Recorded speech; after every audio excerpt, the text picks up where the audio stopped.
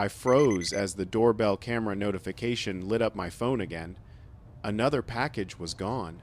I opened the footage expecting the usual delivery glitch, but there she was, Victoria Hayes, the self-proclaimed Queen of Maplewood Estates, strutting up my porch like she owned the place. She glanced left, right, and without hesitation scooped up my box and walked off with a smirk that said, "What are you going to do about it?" That was the 4th time this month. My daughter's Christmas gift, my medication, even a set of tools I needed for work, all vanished. But this time, I wasn't just angry. I was calculating.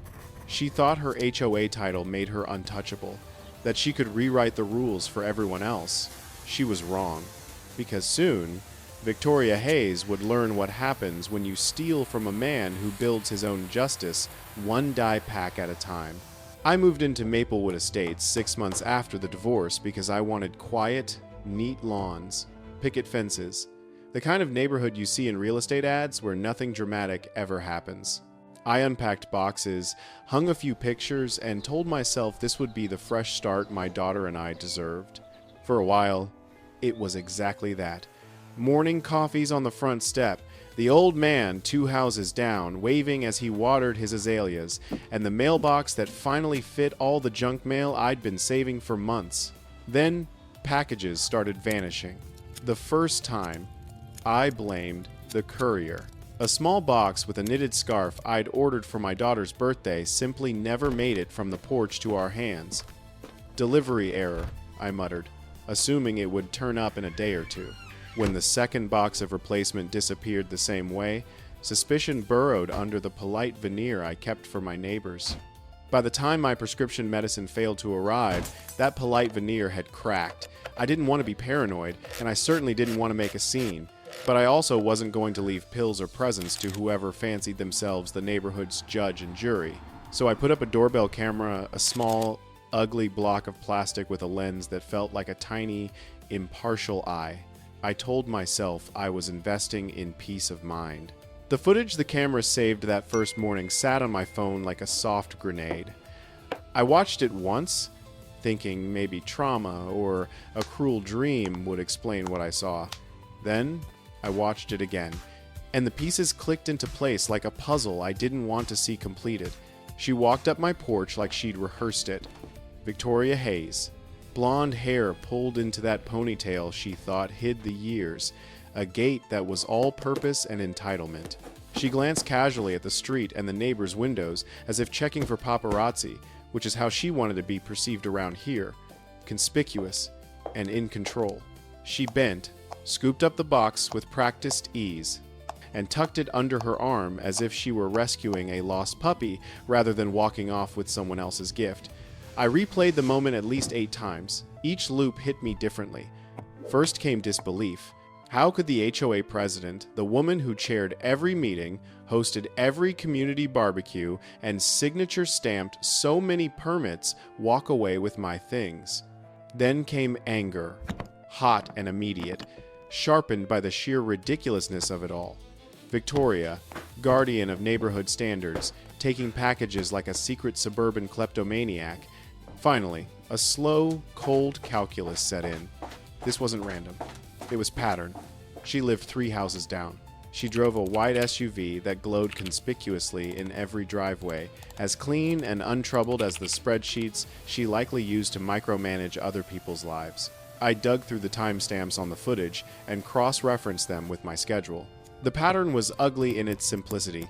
She struck in late morning, usually between 10 and 11, during the narrow window when I was gone to work, and most folks were out running errands. She preferred medium-sized boxes, the sort that suggests something tempting inside, something worth keeping. I showed the footage to George, who rented the little house with the green shutters across the street.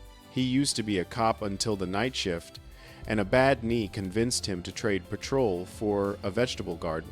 He watched the clip with that same dull, careful expression that used to make him a good cop. "Well?" I asked, expecting some form of vindication. He rubbed his chin. That's her. You sure you want to make waves, John? She's powerful around here. She writes the rules. I don't want a war." I told him, "I want my stuff back." We walked down to Mrs. Chen's house next. She was 90 if she was a day, with a cardigan the same faded color as the lavender in her yard. Her voice wobbled when she told me that something similar had happened to her grandson's birthday present, a small action figure that had practically been the boy's whole world. She showed me a text where she'd asked Victoria if she'd seen anything. Victoria's response had been the sort of velvet dismissal I'd come to expect. "We're trying to keep the neighborhood safe. If you think your package is lost, file a report. File a report." The words felt useless and thin. I went to the non-emergency police line that afternoon, phone in my pocket.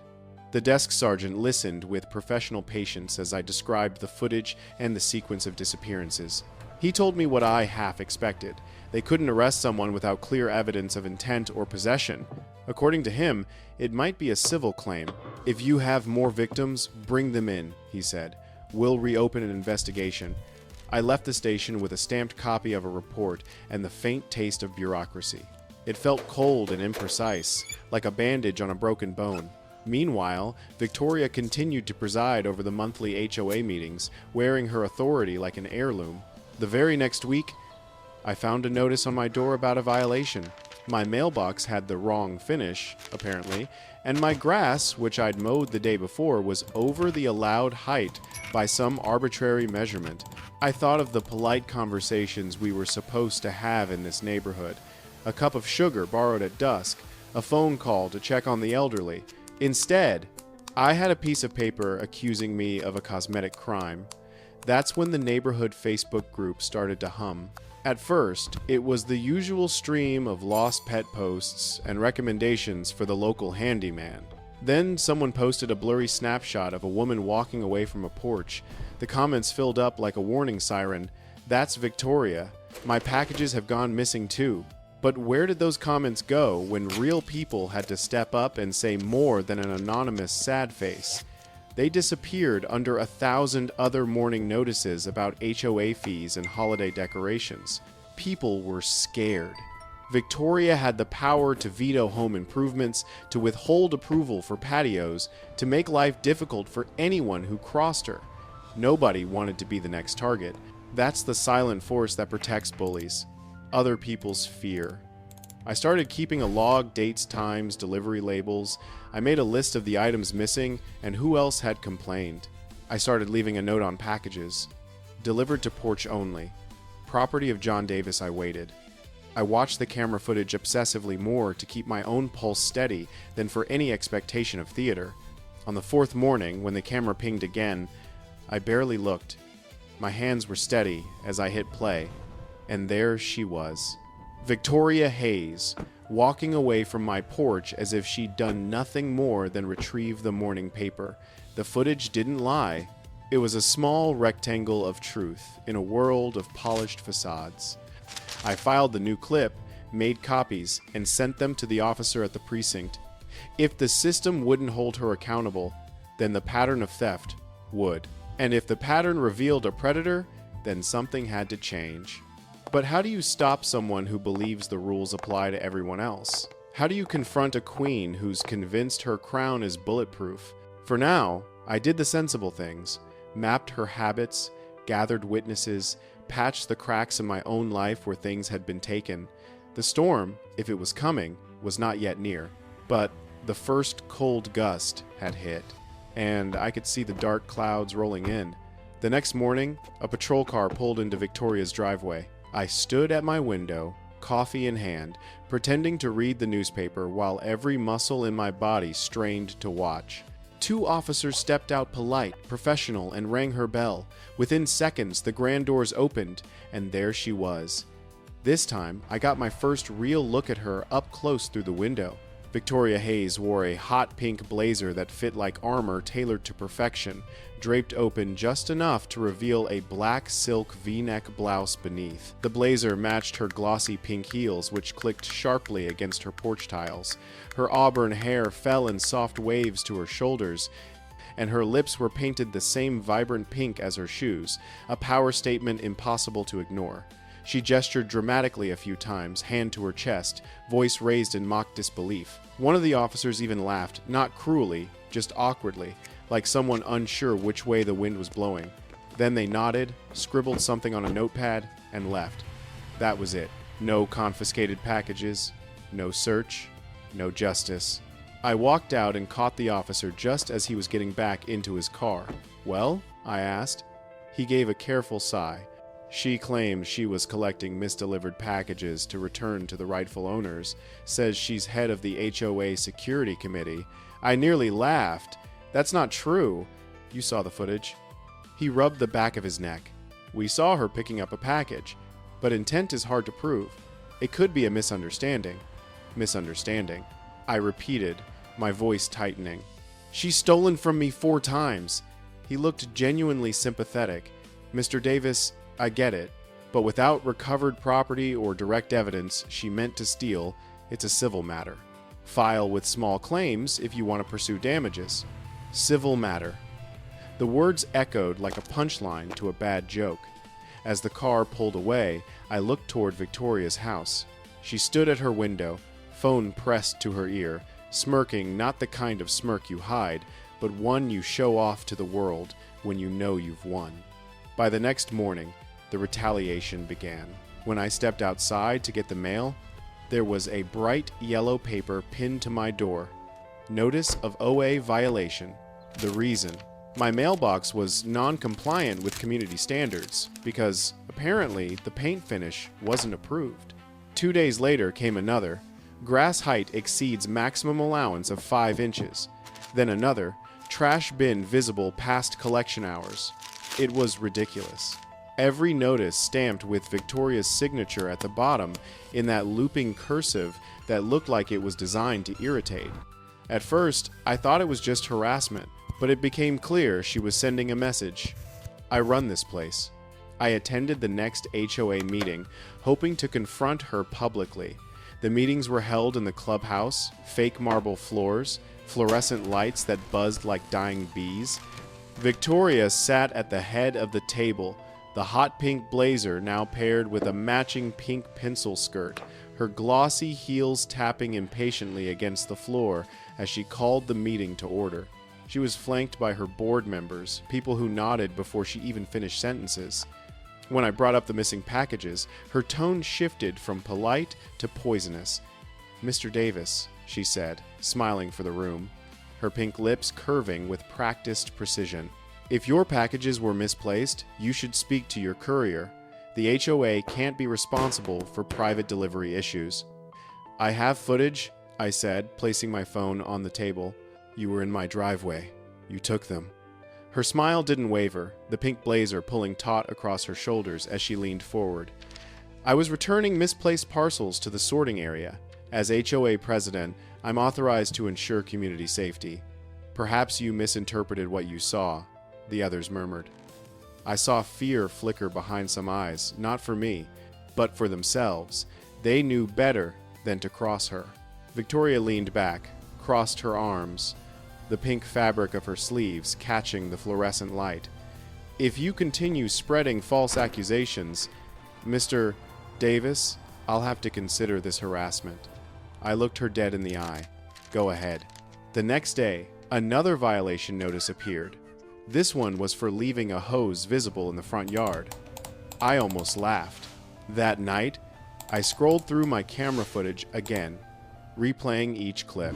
There she was, the same routine, the same fake composure, the same sense of entitlement. George stopped by the next evening with a 6-pack of beer and a knowing grin. "You look like a man planning something," he said. "I'm a man tired of being polite," I answered. He nodded slowly.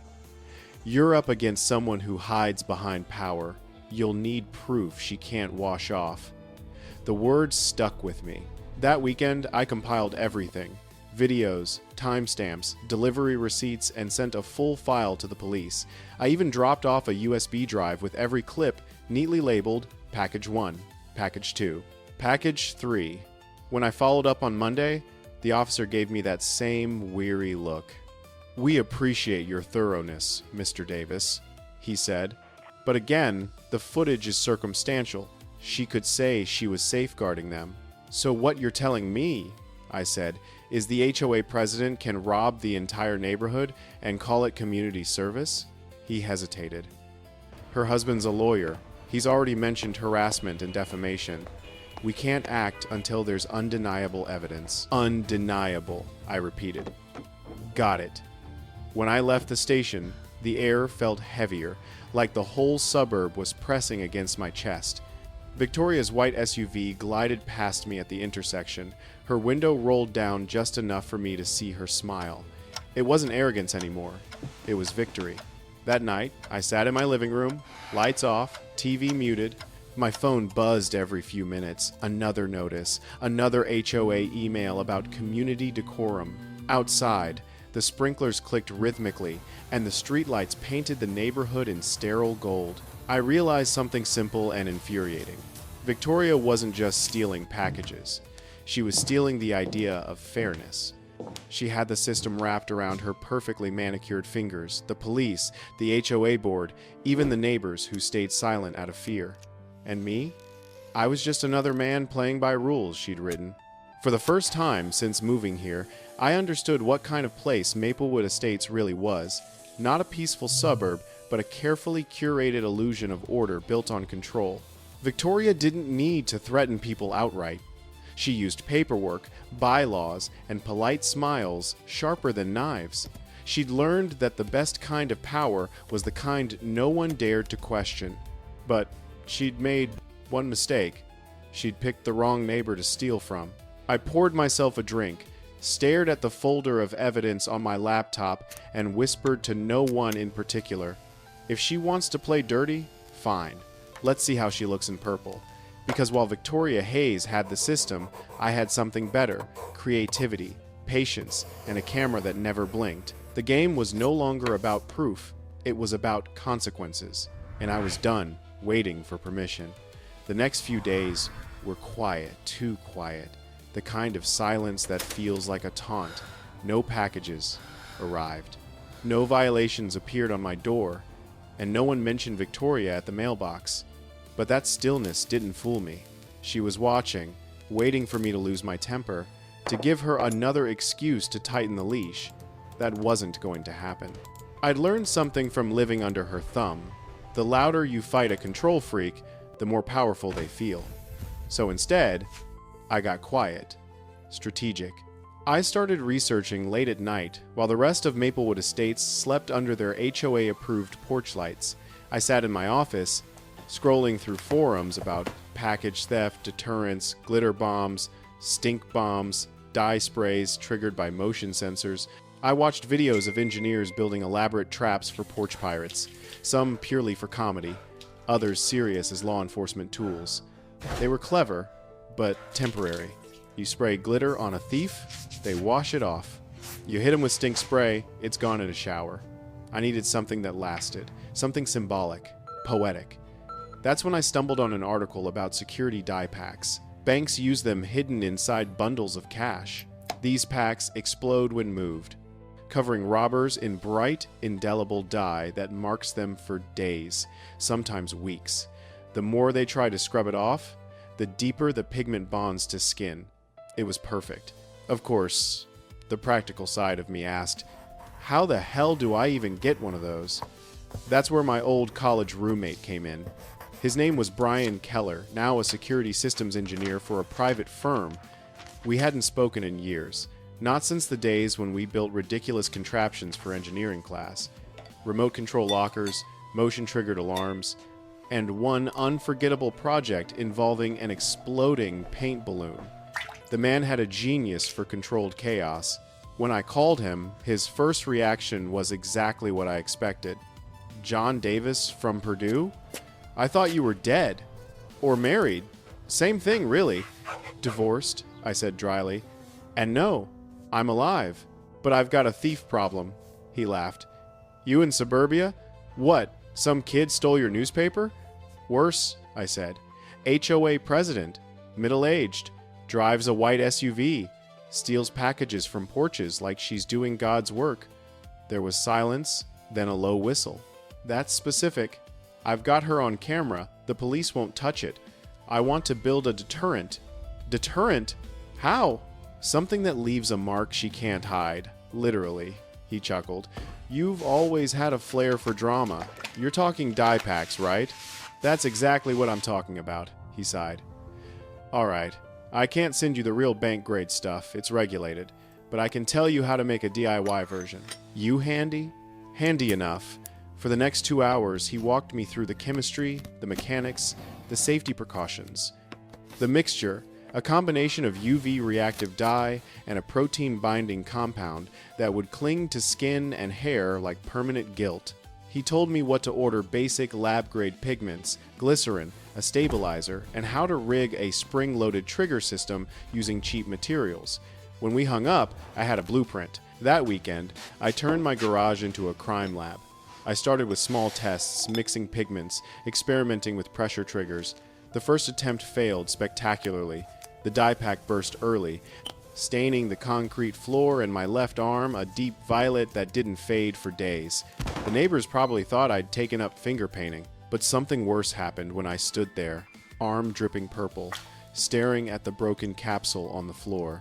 The wasted materials. The purple handprint on my workbench. A week of work. Gone. My daughter was visiting next weekend. What would I tell her?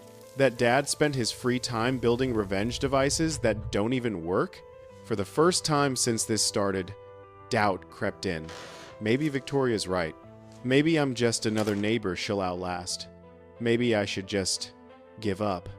I looked at the mess in my garage, purple streaks across every surface, like a crime scene painted by a toddler.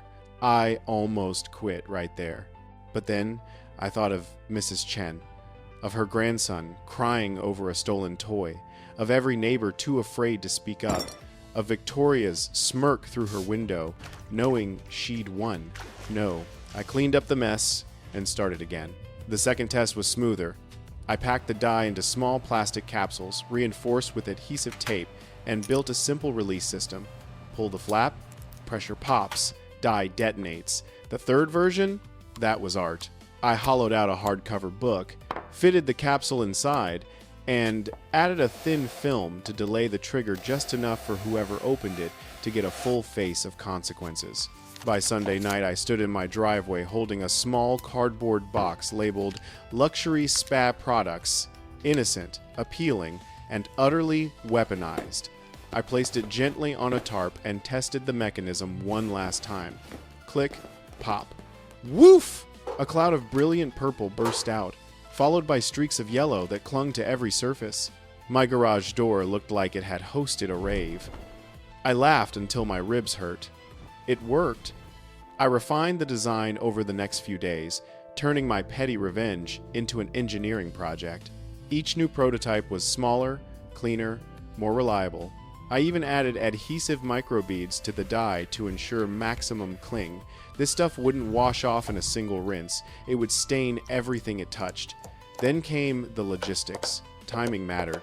Victoria's theft schedule was precise.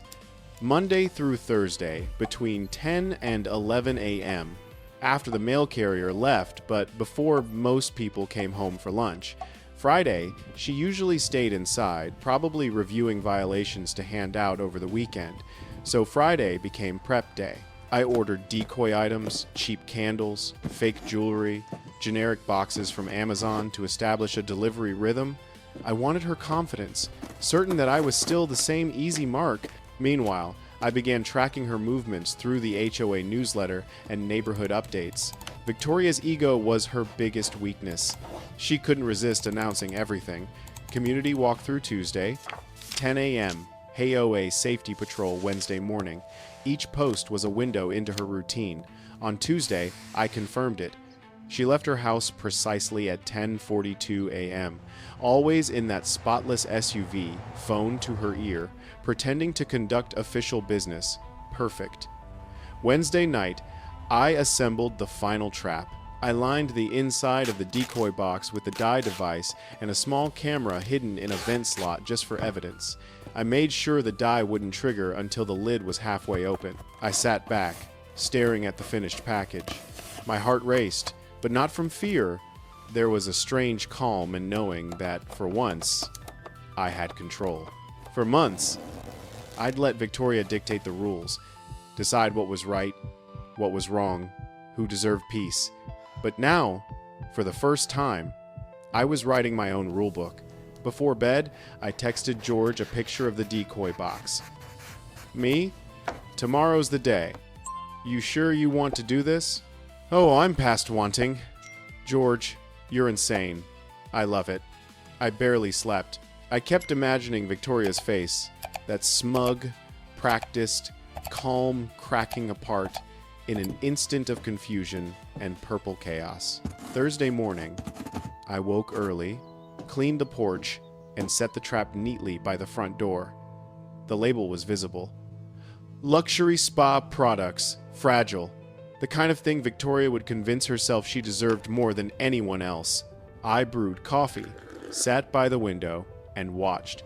At 10:45 a.m., like clockwork, her SUV appeared. I saw her through the blinds, phone pressed to her ear, sunglasses on, walking with that same arrogant precision. She didn't even hesitate, just bent down, took the box, and walked off like she was collecting tribute. I smiled and sipped my coffee. If all went as planned, she'd open it inside her home. The delay would make sure the dye had time to fully release, where everyone could see the results later. But a small part of me wondered, would she learn? Would she stop? Or would she double down, blame someone else, twist the story like she always did? I didn't have to wait long to find out. About 20 minutes later, my phone buzzed. It was George. Dude, she's purple. Then came the photo. Victoria Hayes, the mighty HOA queen of Maplewood Estates, stood on her front lawn, screaming into her phone. Her hands, neck, and half her face were glowing violet, streaked with bright yellow. The hot pink blazer was ruined, the glossy pink heels splattered with dye. Her expression, somewhere between disbelief and rage, was a masterpiece. I laughed so hard I nearly spilled my coffee. For months, she'd painted me as the problem, the messy newcomer, the rule breaker. Now she was the one wearing her guilt for the whole neighborhood to see. And the best part? She'd done it to herself. The morning air was crisp, almost cinematic. That kind of golden suburban light that makes everything look calm. Lawns glowing, birds chirping, sprinklers humming in rhythm. But beneath that calm was the quiet hum of revenge. I had my coffee in one hand, my phone in the other, and my porch camera feed open. The box sat perfectly in frame, sunlight kissing the label, luxury spa products. To anyone else, it was just a delivery. To me, it was justice in cardboard form. I'd rehearsed this in my mind for days. The timing, the angle, the placement, everything calculated. I even ran a few dry tests to make sure the package looked convincingly tempting. I wanted Victoria to feel like it was hers the moment she saw it. That was how she operated. Entitlement, disguised as community concern. I stepped outside. From halfway down the street came shouting, high-pitched, furious, and completely unfiltered. And there she was. Victoria Hayes, the queen of Maplewood Estates, standing in her driveway, drenched from head to toe in streaks of electric purple and bright yellow. The hot pink blazer looked like it had been dunked in tie-dye, the glossy pink heels splattered with dye, her auburn hair plastered to her head, her face a chaotic mix of violet and panic. She was waving her arms, shouting something about chemical assault and lawsuits, while neighbors peeked through curtains and fences. I bit my lip so hard, trying not to laugh, that I tasted blood. George stepped out from his porch across the street, phone in hand, already recording. "You wanted undeniable proof," he called out. "Guess you got it." Victoria turned toward him, face twisted with rage, the pink blazer hanging awkwardly off one shoulder. "Stop recording, George! This is private property!" He laughed. "You're standing in your driveway, lady." She tried to wipe the dye off with tissues, but it only spread bright, sticky, and merciless. Every move she made seemed to amplify the disaster. Her hands were now purple up to the wrists, her neck stained yellow, and the more she rubbed, the worse it got. She bolted to her SUV, leaving smeared handprints on the door handle, and slammed the door shut. The engine roared to life, tires screeching as she sped off down the road, probably to the nearest urgent care or pharmacy. I leaned against the doorframe, laughing quietly to myself. For the first time in months, I didn't feel powerless. I felt free. A few minutes later, George crossed the street, still grinning. "I told you poetic justice would look good on her. Think she'll call the cops?" I asked. "Oh, absolutely," he said. "And when they see your footage, they're going to laugh too." By evening, the whole neighborhood knew. The HOA group chat exploded. At first, it was whispers, someone claiming they saw Victoria attacked with a chemical substance. Others asking if anyone had security footage. Then, photos started circulating, a screenshot from George's video showing her running toward her SUV, hands bright purple, hair dripping yellow. The captions were brutal. Maplewood's new fashion trend. HOA equals helping ourselves always. Queen Victoria goes punk. I didn't post anything. I didn't need to. The truth was loud enough without my voice. The next morning I walked outside to grab the paper. For once, it was actually there. Across the street, George waved at me with his mug. "You see Facebook yet?" he shouted. I hadn't. Back inside, I opened my laptop and scrolled through the Maplewood community page. Victoria's post was pinned to the top. "To all residents. An unfortunate incident occurred yesterday involving a tampered package. Please be cautious of suspicious deliveries. The HOA will be investigating this act of vandalism." The comment section was a battlefield. Wait, wasn't that you on video taking packages? I thought HOA didn't handle deliveries. So, you tampered with your own crime? Still seeing purple, Victoria? She tried to delete the thread twice. Both times it reappeared because someone had screenshotted everything. Once something hits the internet in this town, it's immortal. I checked my camera footage again. The video was perfect. Victoria approaching, stealing, walking away, then cut to her screaming in color. It was the kind of footage that spoke louder than any accusation. I didn't post it. Not yet. I saved it, backed it up on 3 drives, and labeled it insurance. That afternoon, George stopped by with pizza and 2 beers. "Congratulations," he said.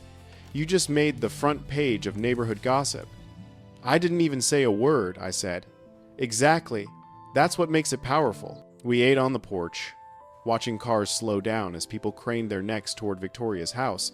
The blinds were drawn tight, but you could feel the tension radiating from behind them. "Think she learned her lesson?" I asked. George smirked.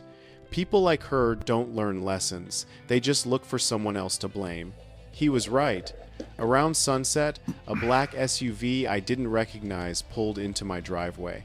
A man in a navy suit stepped out, neat haircut, lawyer's briefcase. He walked up with the confident stride of someone who believed paperwork could fix anything. "Mr. Davis," he said smoothly, handing me an envelope. "You've been served." I opened it. A formal notice. "Intent to pursue legal action for assault with a hazardous chemical." I couldn't help it. I laughed. "Let me guess," I said. "Victoria sent you?" He frowned. "Mrs. Hayes claims you engineered a device that intentionally caused harm. Tell her to check the porch footage," I said. "She stole property from me. That's a crime. The dye was a feature." He gave me a stiff smile. "We'll see what the authorities decide." After he left, I forwarded the footage and a written statement to the police attaching timestamps, product receipts, and the relevant section of state law regarding self-defense of property. Then I closed my laptop, poured myself a drink, and sat back to enjoy the sunset. For the first time since moving to Maplewood, I wasn't the one under surveillance. She was. That night, I dreamed of her SUV glowing purple under streetlights, a neon confession on wheels. And as I drifted to sleep, one thought replayed in my head. "You can wash your hands 1,000 times, Victoria, but guilt always stains deeper than dye." By the next morning, Maplewood Estates was in full uproar. The neighborhood, once obsessed with lawn height and mailbox paint codes, had something far juicier to talk about. Victoria Hayes, the HOA queen, caught in a scandal of her own making. I woke up to 15 notifications, 3 missed calls from George, and a text from an unknown number that simply said, "Was it you?" I didn't respond. I stepped outside into the kind of morning that would have once felt peaceful, but now it buzzed with curiosity. Neighbors stood in small groups at the end of driveways, whispering behind coffee cups. Every so often, one of them glanced toward Victoria's mansion at the end of the cul-de-sac, its windows shuttered tight, blinds drawn like it was under siege. George crossed the street holding 2 mugs of coffee. "You've officially broken the HOA internet," he said, handing me one. "Don't look at me," I said, pretending to be innocent. "I just ordered a package," he smirked. "You're a legend, man. Half the neighborhood thinks you're Batman. The other half thinks you're crazy." "Maybe I'm both," he laughed, but his eyes drifted toward Victoria's house. "You should see her page. She's losing it." For the first time since I'd moved here, people were talking back. The fear was cracking. By noon, a squad car pulled into her driveway. 2 officers stepped out, one holding a clipboard. From my porch, I could just make out their conversation. Victoria gestured dramatically, waving her stained hands, the remnants of her hot pink blazer now wrapped around her shoulders like a defeated flag. She pointed toward my house twice. I just smiled and waved. When the officers finally walked over, I greeted them calmly. "Morning, gentlemen," I said. "Coffee?" The taller one smiled awkwardly. "No thanks, Mr. Davis. Mrs. Hayes reported an incident involving a package. I figured," I said. "Would you like to see the footage?" Within minutes, they were watching the recording on my phone. Victoria walking up to my porch, stealing the box, and carrying it home. I explained the device, how it was a non-lethal theft deterrent designed for property protection, modeled after legal security die packs used by banks. When the video ended, one of the officers chuckled under his breath. The other hid a grin behind his notepad. "So she stole it," the shorter one said matter-of-factly. "Exactly," I said, "and the die did the rest." The taller officer nodded. "Seems self-inflicted."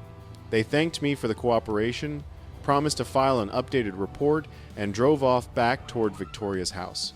I watched from my porch as she met them at the door, still blotched purple, yelling something I couldn't hear. Whatever it was, they didn't look convinced. That afternoon, the HOA group chat exploded again, this time with real consequences. Emergency OA meeting tonight. All board members required to attend. When I arrived at the clubhouse that evening, half the neighborhood was already there. People packed the room, whispering, phones out, recording every second. Victoria sat at the head of the table, wrapped in a scarf and oversized sunglasses like a celebrity caught in scandal. But the purple tint still bled through her skin, and faint yellow streaks clung to her auburn hair. "Let's call this meeting to order," she said, her voice shaking but defiant. Someone from the back shouted, "You going to steal our packages first or after?" Laughter erupted. Her jaw tightened, the pink blazer now rumpled and stained, hanging awkwardly off her frame. "I have been unjustly humiliated by a resident who used a dangerous chemical trap. It was your theft that triggered it." George interrupted from the crowd. "That's not assault, Victoria. That's karma." The room broke into murmurs. Another neighbor stood up, Mrs. Chen, clutching a worn folder. "You took from me too," she said in her quavering voice. "My granddaughter's birthday gift. You said you'd return it, but it never came back." Victoria froze. "That's not true." Mrs. Chen opened the folder, revealing receipts, emails, and screenshots. "It is, and I wasn't the only one. Then came others, parents, retirees, young couples, each stepping forward with their own stories, their own missing deliveries. Victoria's face drained of color well, beneath the purple. I just sat back and watched the empire crumble. Her husband, a lawyer with perfect posture and zero charisma, tried to interject. "This is defamation. None of this is admissible." But the crowd drowned him out.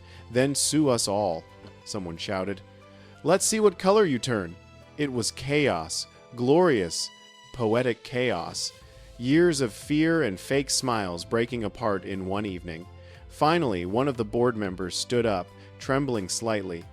"We need to vote," she said. A vote of no confidence in Mrs. Hayes as president.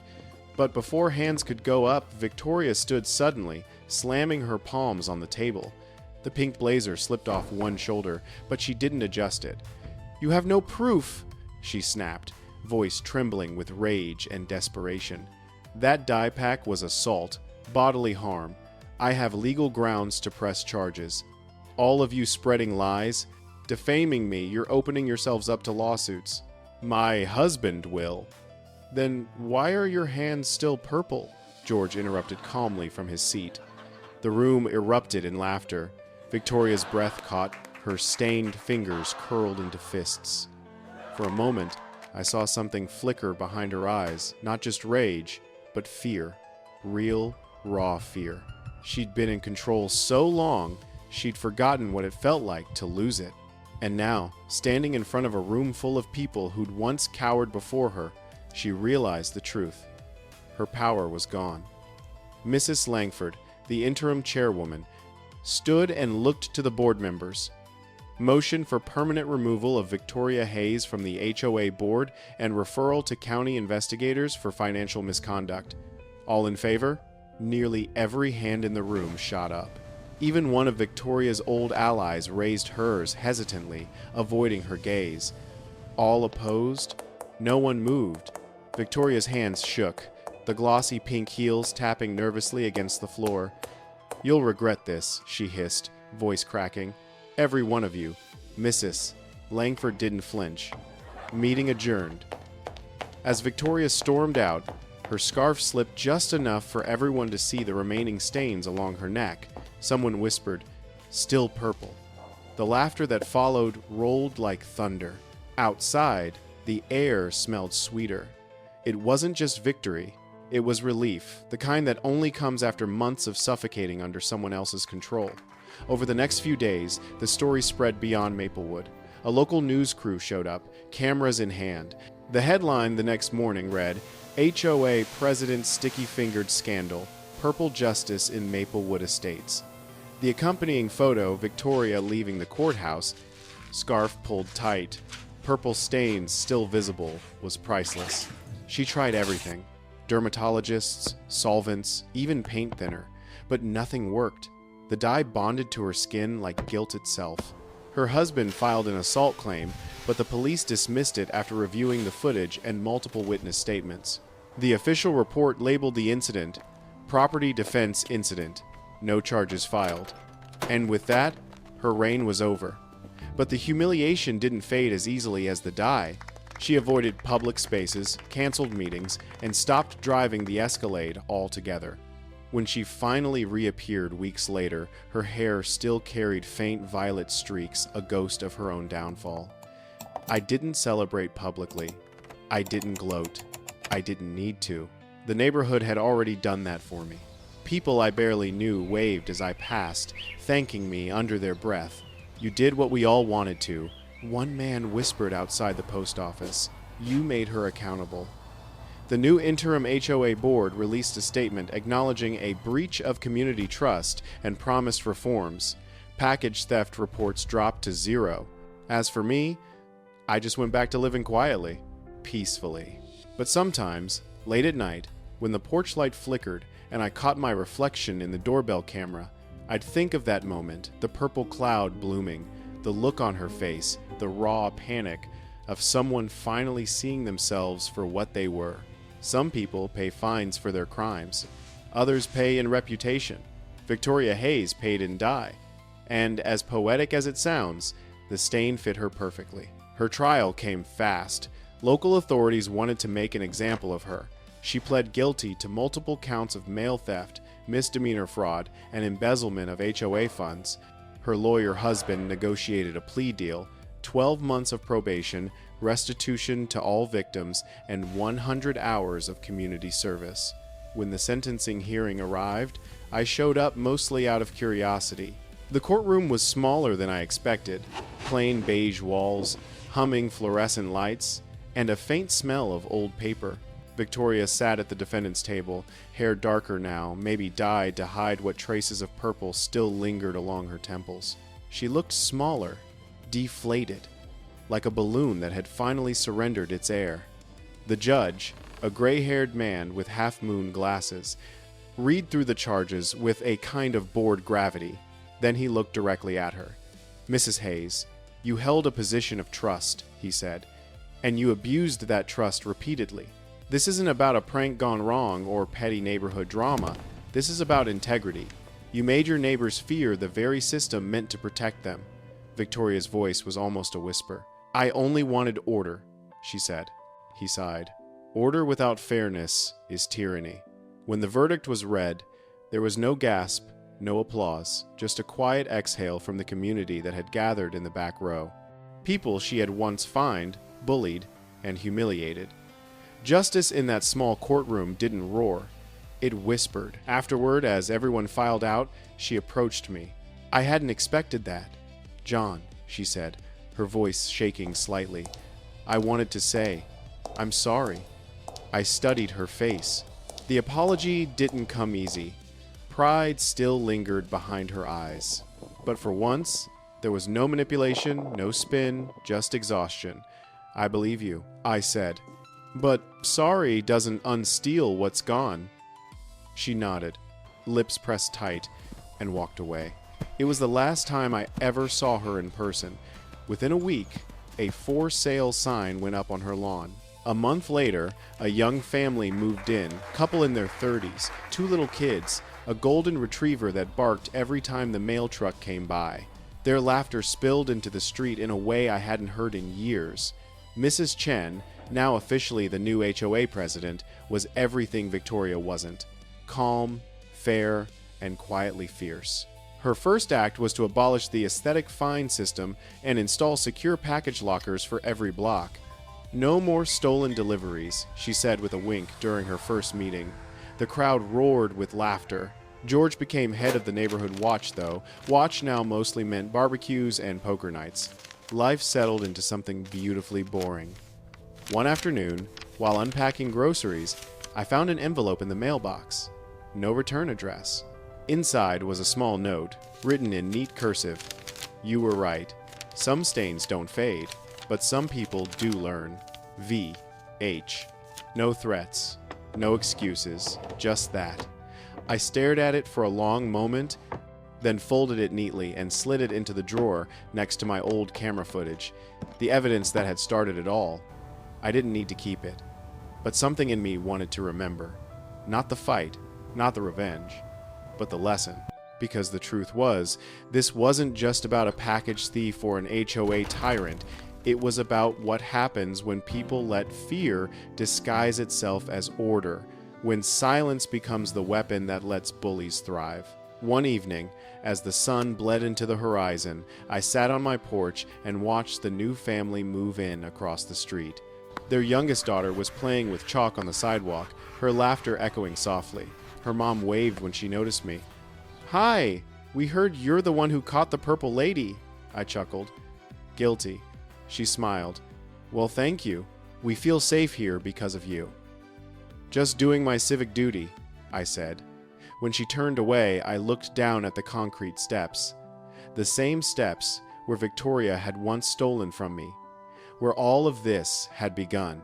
And I realized how strange it was that justice had started not in a courtroom, not with the police, but with one man, a camera, and a bit of creativity. It didn't feel like revenge anymore. It felt like balance. I leaned back, sipping my coffee, and smiled as the delivery van stopped in front of my house. The driver waved. "You're John Davis, right? The purple guy?" I laughed. "That's me," he grinned. "Big fan of your work. People talk about you at the depot. They say you're the reason we feel safer dropping off boxes here." I took the package and nodded. "Glad I could help." As the truck drove away, I looked at the box sitting on my porch, untouched, secure, ordinary. And for the first time since this whole mess began, I didn't feel like a man seeking payback. I felt like a man who had reclaimed something far more important: peace. Because the truth is, justice isn't always about courts or laws. Sometimes it's about a community remembering that no one, no matter how powerful, stands above the people they claim to protect. Victoria had taught us all that the hard way. And as twilight settled over Maplewood Estates, I smiled and whispered to myself, some paint fades, but accountability, that sticks forever.